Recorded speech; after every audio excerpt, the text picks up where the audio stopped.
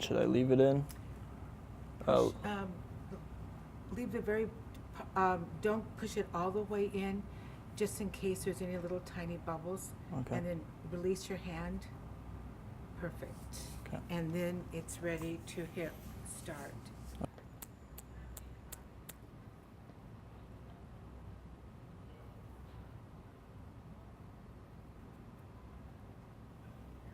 Go ahead.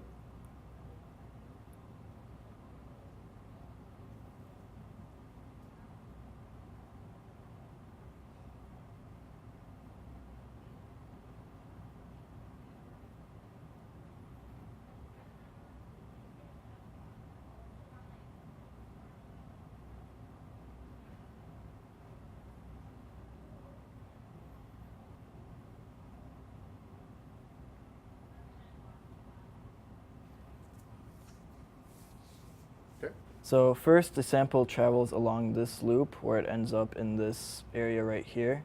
And then it travels along this orange line and it reaches the column here. And this column depicted here is the nickel column that you eventually will be doing. But the graph that I talked about earlier was for the affinity column before. And then once it goes through the column, it reaches the UV spectrophotometer and it measures the A280 of your sample. And then it follows the orange line all the way to the collector here.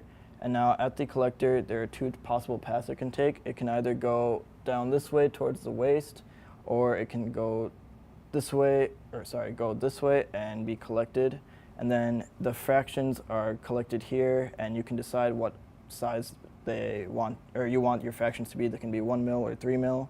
And the fraction numbers here match up with the fraction numbers on your graph, so you can see where your protein is being eluted.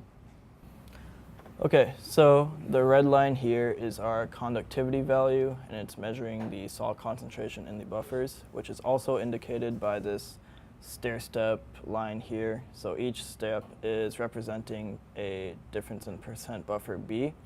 And so right here, this is 20%, this is 40, 60, 80, and 100. So as your elution buffer increases, you're going to get your LDH to come out. So over here, we have the blue line, which is our A280 line, and this is not our LDH. This is other protein that eluted beforehand. But over here, this is our actual LDH. So you can see around fractions 30 to 32 that we have slight peaks in our UV, and this is corresponding to our percent buffer B around 80%. So this is where you should be getting your LDH to come out. I think that's okay, I don't know.